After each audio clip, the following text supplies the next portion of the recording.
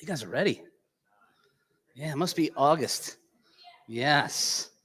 Well, hey, good morning again, everybody. I, I want to jump right in and share with you some from the Word. So let's go ahead and put that up there. Let's look at the words of Jesus in Luke chapter 12. He tells us this, and do not seek what you are to eat and what you are to drink, nor be worried. For all the nations, and that's all the people groups of the world, thank you, of the world seek after these things, and your Father knows that you need them. Instead, seek his kingdom, and these things will be added to you. Next slide. Fear not, little flock. He's our good shepherd. For it is your Father's good pleasure to give you the kingdom. Sell your possessions and give to the needy. Provide for yourselves with money bags that do not grow old, with a treasure in the heavens that does not fail, where no thief approaches and no moth destroys. For where your treasure is, there your heart will be also. Let's look at the words of Paul here in 2 Corinthians 12. I will not be a burden. I like this.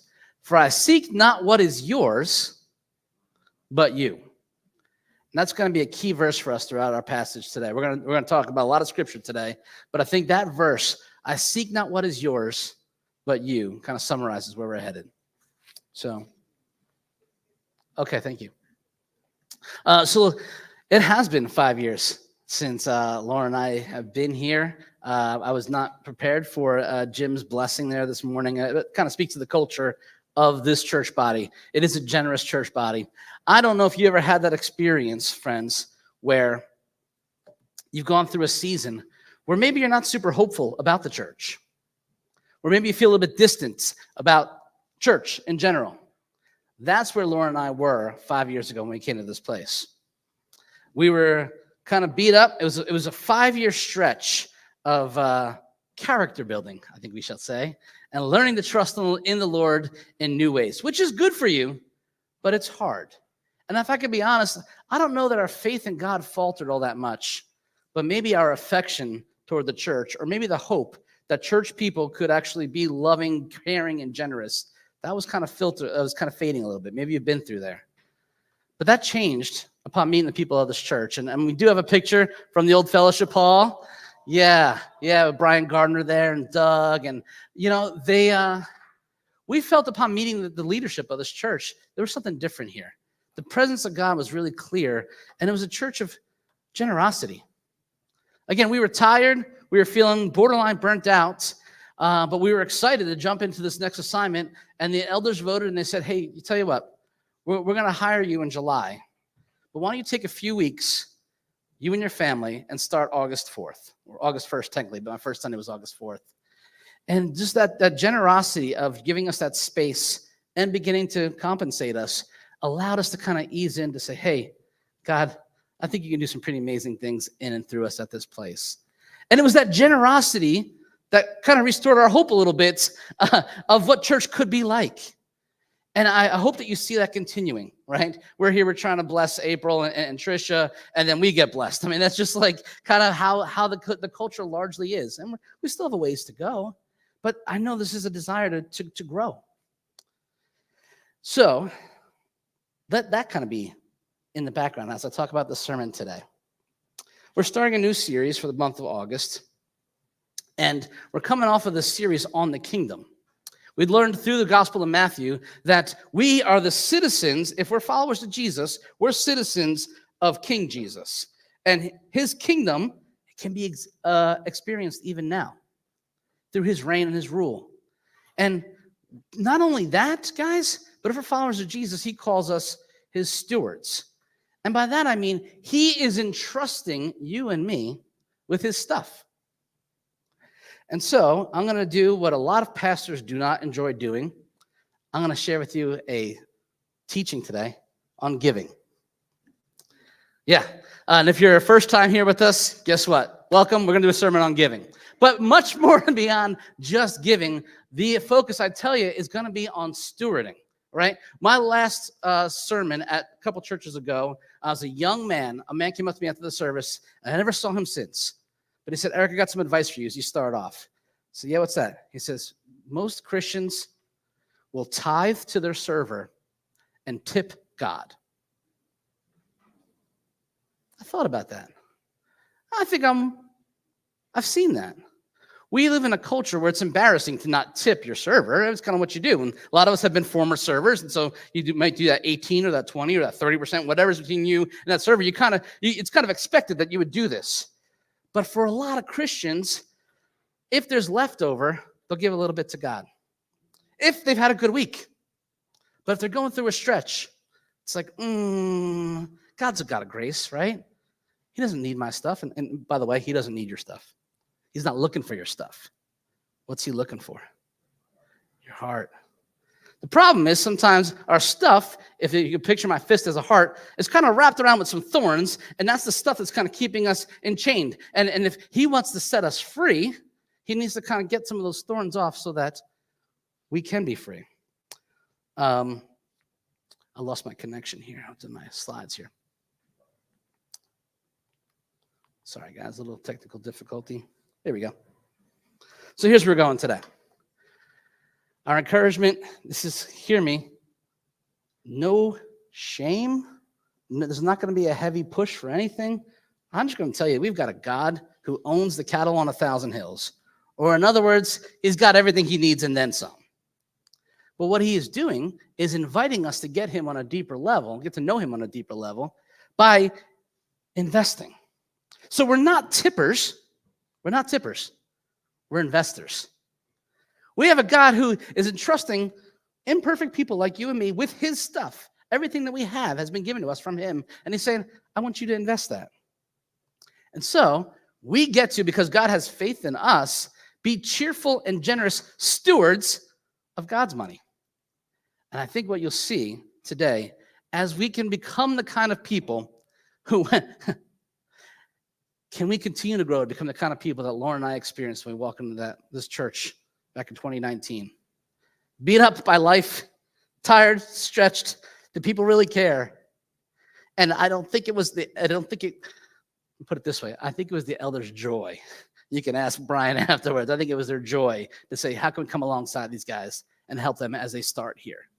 I want to become the kind of person that is joyfully encouraging, spurring people on, show what the family of God can really look like. So that's where we're headed. We're not tippers, we're investors. And what I want to look at, because talking about money, a lot of us would rather talk about romance.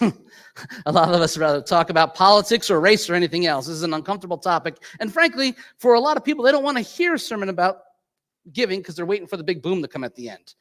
And in my experience and talking with mentors of mine and buddies of mine who are pastors, I think I've found that pastors are less comfortable talking about money than people are comfortable hearing about money. Because we want to be seen as the people who are like, oh, they're just in it for the money, right? But if Jesus talks about money plenty, I think we should have a Jesus perspective on what this is all about. Yes, there have been churches who have been manipulative and they have taken people for a ride. And yes, there have been churches who maybe had good intentions, but the way they did it was kind of bleh, right? What I want to do today is just share with you from the Old Testament, from the words of Jesus, and from the New Testament, how Paul with his church handled this whole idea of being stewards of God's money. And once again, this theme verse, I'm not going to be a burden to you. There's no hard sell. There's no push or guilt. I'm not seeking what is yours. I'm seeking you. That speaks of love, not of manipulation. And I think that's the heart of God. He pursues your heart, not your stuff. By the way, it's not your stuff anyway. It's his. We get it twisted because we think it's ours. We've earned it. And we want to kind of, if we had a good week, maybe pay our dues. Please don't give your dues to Crossroads. But if you're cheerfully feeling like I get to invest in what God is doing, amen. I think you'll be blessed by it. I think you'll find joy in releasing a freedom in not having to have control and just saying, God, I'm giving it to you. You do with it what you want. So let's go back in time to the beginning of people walking with Jesus and where this whole idea of tithing came from, right? What do you think of tithing? What do you think when you hear the word tithing? What comes to mind? 10%. Yep, absolutely. So there was this man way back in the beginning of time, not beginning, but toward the beginning. His name was Abraham. Or back then, he was even called Abram. And he was like the beginning of God's walking with people and creating this new nation. So here, Abraham's family gets kidnapped by other people, captured, carried away. And God delivers to Abraham this great victory. He gets back his family, and he gets blessed by God. And God says, hey, I'm going to give you a land. I'm going to multiply your descendants for 1,000 generations. Did we not just sing that, right? And then he sends this priest. And by the way, there's so much Jesus looking ahead in this whole Melchizedek character. I don't have time to get into it, but on your further study, take a look at who this Melchizedek is all about. But this priest, Melchizedek king from Salem, brings out bread and wine. He was priest of the God Most High. And he comes to Abraham and he blesses him and said, blessed be Abraham by God Most High, possessor of heaven and earth, of everything. He owns it all. And blessed be most God who has delivered your enemies into your hand. And out of gratitude and out of being rescued and seeing who God was and what he did, said, here, take a tenth. I want to give back. God didn't ask him for it. This actually, Abraham gave back to God. It was his idea from gratitude. Fast forward a few chapters, we meet Abraham's grandson, Jacob. Remember the whole story of Jacob and Esau? I think I might have been a little more like Esau, just if you, never mind. Chapter 28, another blessing from God to his people. The beginning of Genesis 28, I mean, it's just talking about the Lord stood before Jacob and tells him all he's going to gift him with. And he says, I am the Lord, the God of Abraham, your father, and the God of Isaac. Right? Isaac was his dad. Abraham was his grandfather. The land on which you lie, I will give to you and to your offspring. Your offspring shall be like the dust of the earth, being so many you can't even count. And then he says in verse 16, I will not leave you until I have done what I have promised you. So again, this is God's got it all. I'm giving you everything that you have, but I'm going to be with you. It talks about relationship. So Jacob, in response to this, says this.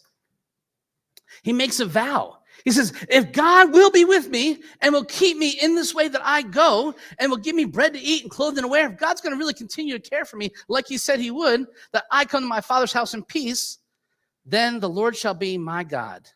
And he sets up this stone. He says, on this stone, which I've set up for a pillar, shall be God's house. I remember God's presence. And of all that you have given me, I will give you a full tenth. This is where this idea of this tithe, this 10% comes from. Out of gratitude, out of recognizing it's all his, I just want to worship you. So let me release this to you, God, out of my control. As time goes on, God starts a people. He raises up a new leader. Starts with the letter M. Who's that? Moses. And what God does, he says, okay, Moses, I want you to lead my people out of Egypt into a new place. But I'm going to kind of give you some guardrails of how I want you to live. What kind of life do I want them to live? Well, let me give you some ideas of what that looks like, okay? He gives them the law. And God knew full well they couldn't keep the full law. They would need a savior. They would need, to be forgiven. But he gives them kind of what the expectations are of who his people are and how they would represent them to God, to the world, So you could read about this in Deuteronomy 14. He kind of gives them instructions, including a feast of the tithes. I'm going to read through a couple verses from Deuteronomy 14, make some comments. I just want you to see, as we go through the Bible here, are you seeing what I said? That it's about a joyful relationship, that it's about freedom and not about duty or shame. Just bringing you the scriptures you see for yourself. So God says to his people, you shall tithe all the yield of your seed that comes from the field year by year. And before the Lord your God, in the place that he will choose to make his name dwell there, you shall eat the tithe of your grain, of your wine, and of your oil, and the firstborn of your herd and your flock. Basically, it's like a feast, right? It's like, enjoy. I've given that to you. Enjoy it, right? That you may fear the Lord God always. A couple principles that we're seeing here. The why and the how of Old Testament tithing. First observation, joyful praise. Just read it. You'll see it again in verse 26 in a minute. It was a joyful thing, a cheerful thing. If you, it wasn't like an obligation. Like God is taking care of me. This is great. Let me give back. Secondly, it's instructive. Again, you saw that in verse 23. Why? You may learn to fear the Lord your God always. For them to give this tithe, it helps them remember, oh yeah, God is awesome. He's given us everything that we have. I want to live a life of worship. This is part of why they were to tithe. And you shall eat there before the Lord your God and rejoice. There's that word, rejoice, joy, you and your household. And you shall not neglect the Levite who is within your towns, for he has no portion or inheritance with you. So somebody help me out. What was the job of a Levite?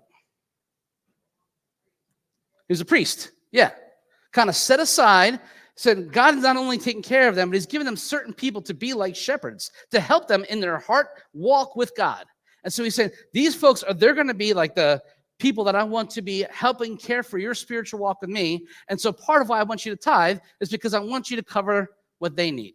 They're not going to have their own portion or inheritance. They're not going to have their own stuff. Their job is going to be to care for you. So what am I going to ask you to do? Care for them. You see how it's about relationship, right? Support for God's priests. He continues, verse 28. And at the end of every 3 years, you shall bring out all the tithe of your produce in the same year and lay it up within your towns. And the Levite, because he has no portion of inheritance with you, and the sojourner or the traveler, the journeyer, the fatherless, the widow, well, the fatherless, the orphan, I meant to say, and the widow, and who are within your towns shall come and eat and be filled, that the Lord your God may bless you in all the work of your hands that you do.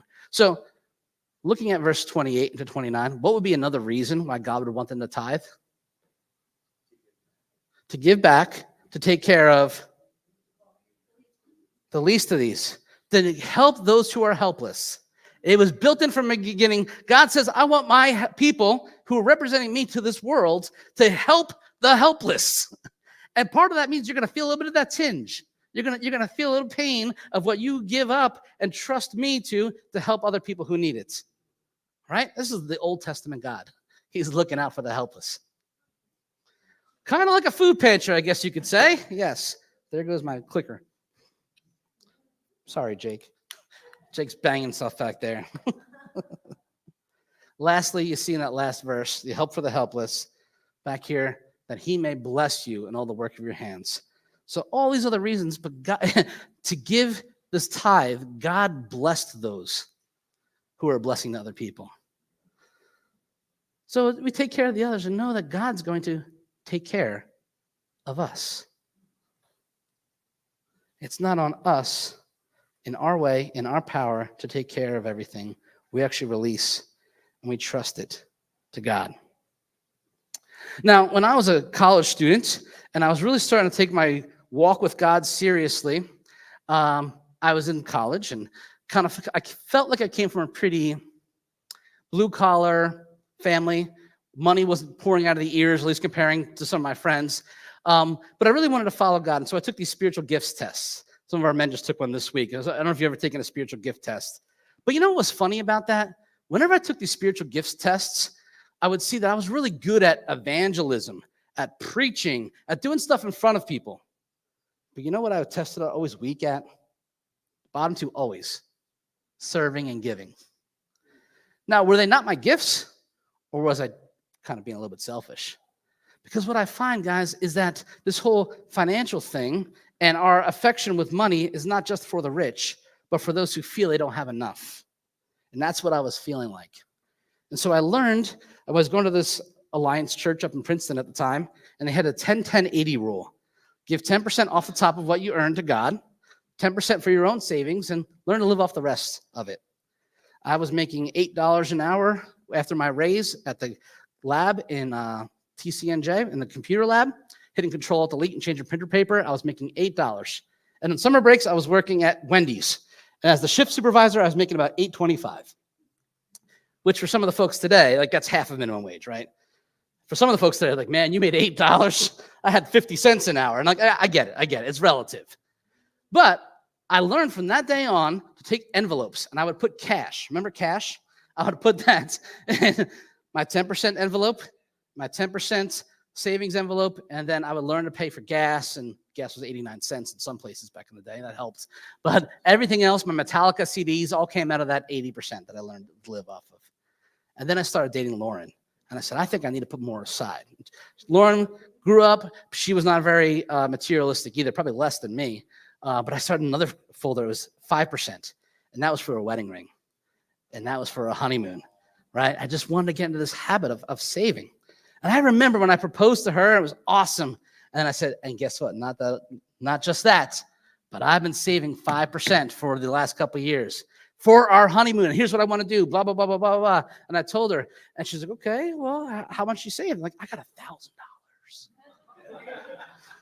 And that's what she did too. She laughed at me. She said, Eric, I'm not marrying you for your money, clearly, but $1,000 is not going to get us very far in what you want to do on your honeymoon. Okay. But I needed some kind of parameters as a kid who was learning how to get started. The envelopes kind of helped me get started and just kind of having these numbers. All right. You get the idea. And we had a great honeymoon that cost more than $1,000. All right, Eric, you're talking about tithing, great, but we don't live in the Old Testament times anymore. We've got Jesus. We live under grace. Jesus didn't talk about money, did he? Certainly didn't talk about tithing, did he? He did. Let's look at a couple passages. There's two main passages where Jesus actually addresses tithing, but it might be different than how you think. In Luke chapter 18, he tells a parable about a Pharisee, right? A religious guy who knew all the knowledge, but I'm not sure his heart was in it.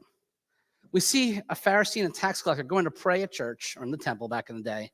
And there he is standing by himself, and he prays this way. God, I thank you that I am not like other men, extortioners, unjust, adulterers, or even like this guy, the tax collector.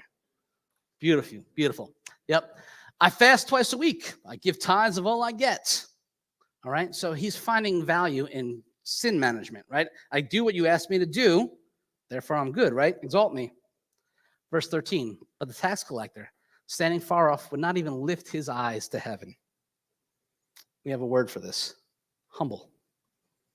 But he beat his breast, saying, God, be merciful to me, a sinner. And Jesus says, I tell you, this man went down to his house justified rather than the other. For everyone who exalts himself will be humbled, but the one who humbles himself will be exalted. Jesus says, he doesn't even address whether this guy was tithing or not. He's saying it's got to come from the heart. It's not about behavior modification. There's another time he talks about the tithe. He's calling out the Pharisees in real time amidst one of their conflicts. And he says, woe to you, scribes and Pharisees. You're a hypocrite. What you do is different than what you say you believe. For you tithe all your mint and your dilt and your cumin. But you do these things, but you've neglected the weightier provisions of the law. Justice, mercy, faithfulness. These are the things you should have been focused on without neglecting the others. I think it's fair to say what he's saying is, hey, focus on the heart of God and loving people. Let that be what you prioritize. And then, I'm not saying stop tithing. I'm saying let that affect the way that you give. You got your gift, your eye on checking boxes, but I'm saying your eye should be on me, trusting me, and loving people. And that other stuff, you'll start seeing it as how much deal can I give? How can I invest over here? How can I bless the helpless over here? Or simply put, we read about this in Matthew 6 earlier in this year, but once again, Jesus says, where your treasure is, there your heart will also be. Does that seem true to anybody else? Where your treasure is, there your heart will also be. When I read that, I think about that heart thing and our heart being wrapped around by these thorns. And again, Jesus doesn't need your stuff. He's got plenty of money. He's got plenty of means. But what he's trying to do is say, where is your heart? And I think if you can find yourself investing it in other people, investing in my work, that's where your heart's going to be. Here, I'll say this real quick and I'll tell a quick story. If you really want to get technical about the numbers, the question we shouldn't ask is, should I give 10%? And then for a lot of us, the next question is, do I give that pre-tax or after tax? What does God want? If we're going to be about the numbers, I think it's more about, it seems like maybe 50% or maybe 100%. We should give it all. And I think that's the way that God lives. So the question is not how much should I give, but out of what God has entrusted to me, how much do I need to care for me and my family? And how much am I spending frivolously on entertainment or going out to eat? This is where Laura and I have to make decisions. And how much can I say, it's all yours, God. How can I invest it in what you're doing in other places?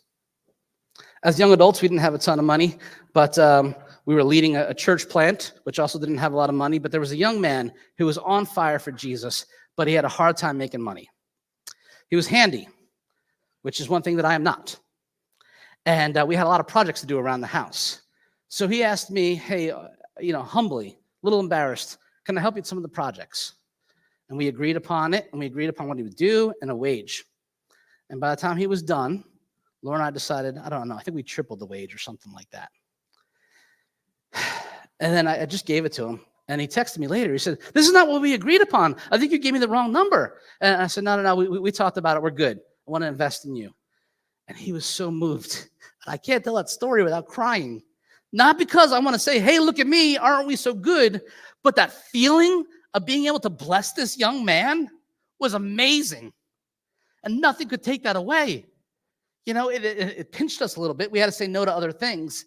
But to invest in this young man, it was like, wow, it made his day. And it made him feel the way that we felt in 2019 when we came here and said, hey, we see you. We see the need. We're behind you. We can help. And all of a sudden, it's not about pulling things away from me, but how I get to really bless somebody else. Man, I believe God wants all of us to know that feeling of being able to bless somebody else and help them see the heart of God through it. So, what about giving in the New Testament church? And I love to tell this story because this is where the story where this whole quote come from that Paul said earlier. Now, Paul had a complicated relationship with the church in Jerusalem. Any idea why? Well, there's a couple of reasons, but the fact that he was trying to kill them for a while would be, I think, toward the top of a lot of people's rationale. Yes, Steve. Paul used to be the guy who would kill Christians. That's what he felt he was serving God with. Hey, your spiritual gift is giving. My spiritual gift is killing Christians, right? I mean, the dude had it messed up. But Jesus got a hold of his heart, and he had this complicated relationship with the church in Jerusalem. But by the time he was doing his missionary journeys to all these Gentile churches, the persecution in Jerusalem got worse and worse. Paul devoted so much of his ministry not to getting funds for himself, but to do collections for the church in Jerusalem. I think a lot of them didn't like him. In fact, it was while Paul was collecting money for the impoverished, persecuted church in Jerusalem that he was arrested. And he didn't stop trying to collect. Why? Because I think he wanted to show a couple things. A, help people have that idea of blessing another church. But he also wanted to show the Jerusalem church that those Gentile churches, their faith is legit. They're in this thing. And so he would collect from them and give. So let me give you a couple passages. We'll go kind of fly through these in the interest of time. 1 Corinthians 16, verse 1. Now concerning the collection for the saints, as I directed the churches in Galatia, remember the Galatians, right? So you also are to do.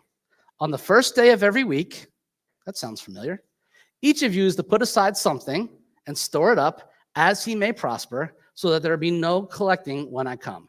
In other words, hey, church in Corinth, I want you guys to pray over how much that you can give to the hurting people over here, and we'll do a collection on the first day of the week.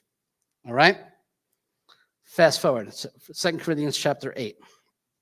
I'll read this out of the text here. We want you to know, brothers, about the grace of God that has been given among the churches in Macedonia. So he's writing to Corinth, but it's a church in Macedonia, and they're getting blessings. For in a severe test of affliction, their abundance of joy and their extreme poverty had overflowed in a wealth of generosity on their parts. So they're going through a hard time as well. And you're saying to yourself, maybe, Eric, 2024 is a really bad time to talk about giving. And I get it. I got the bills too. But what this church in Macedonia was seeing, that amidst their poverty, they still were experiencing such joy through their generosity. They gave according to their means, as I could testify, and beyond their means of their own accord. They wanted to do this. In fact, they begged us earnestly for the favor of taking part in the relief of the saints in Jerusalem. And this, not as we expected, but they gave themselves first to the Lord and then by the will of God to us. When I was a young church planter, we went out to Cherry Hill. We were trying to start a church there. And I'll be honest with you, I found that there were a couple churches of means, and they wanted to be involved, but there was no real relationship. And percentage-wise, I was thankful for what we received. But it was the church in Pennsauken, close to Camden, that gave above and beyond. It reminds me of this church. And then we went to go visit them around Christmas time. They wanted to do a joint service. This church in Pennsauken was English and Spanish, and I'm doing a Christmas message in English and Spanish. And they invited us for dinner afterwards. And I don't know about all Spanish people, but this Spanish church could cook. And again, they're just lavishing on me and the rest of us food beyond it. And I'm like up to my eyeballs, and I can eat, right? But there was just a joy they had in investing in us. But as I started looking around, I started to see the toy drive that they were doing for the kids in Camden. And I was blown away by this toy drive. But then I started to feel embarrassed as I'm interacting with folks. And I'm like, I think I'm doing better off as a church planter than a lot of people here who are investing. But this church saw, wow, the joy in giving. Their generosity blew me away. I stopped the support that they were. I didn't stop it right away because I knew the joy they were having in giving. But I said, okay, I think we'll be okay. We'll look for funds elsewhere. Thank you. But that spoke to me about where their faith was, not on their purse or their pocketbook or their wallet, but on the Lord. And they wanted to invest in a young whippersnapper like me. Let me skip ahead down to 2 Corinthians 9.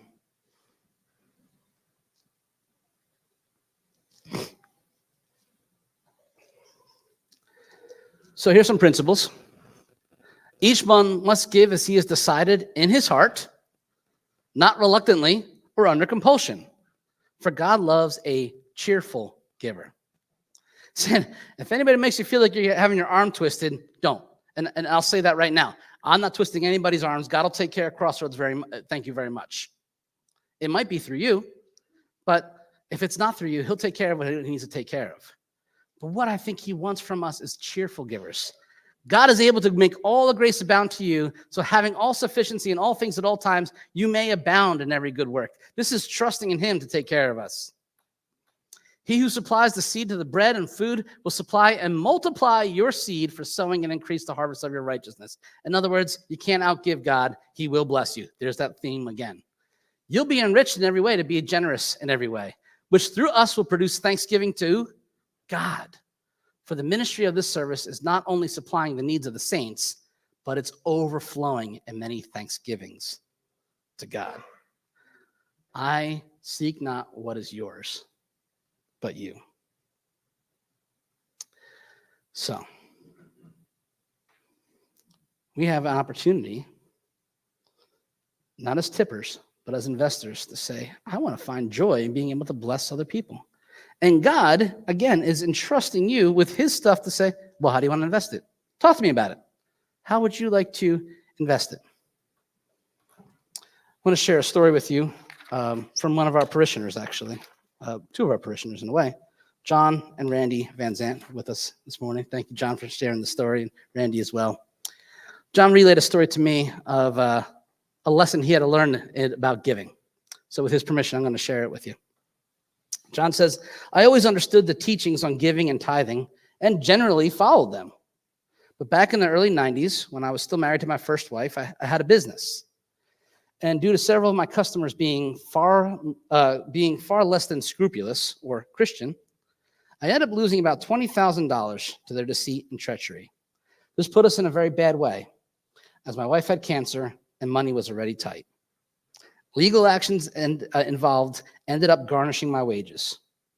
This resulted in being in a position of severe belt tightening and still being able to make our budget.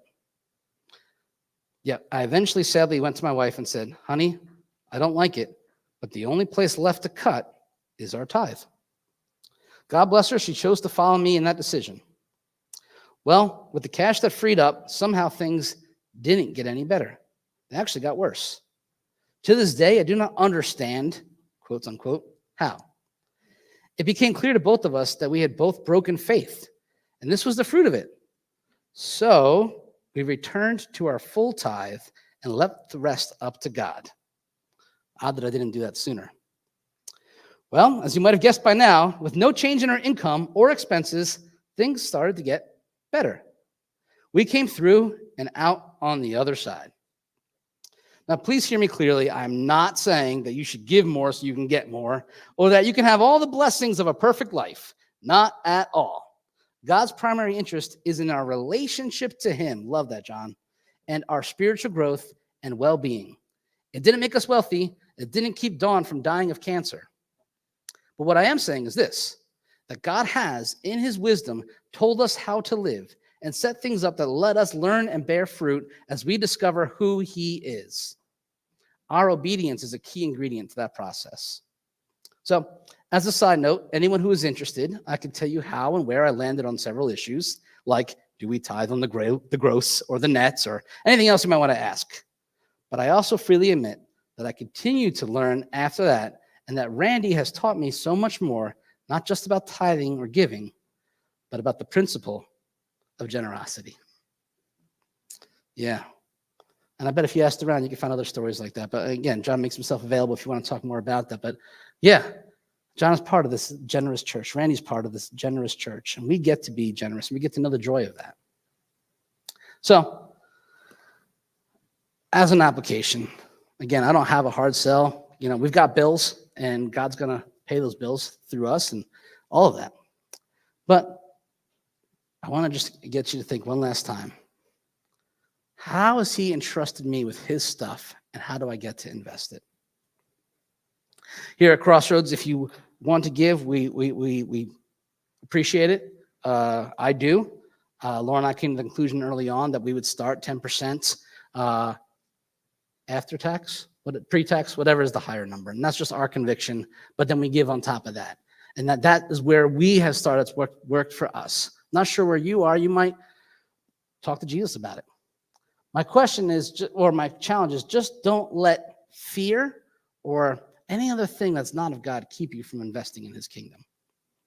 If you want to, you can invest at Crossroads. You can click on that QR code on the thing, and it'll take you to our website. And there's a giving page on our website like any other church has pretty much.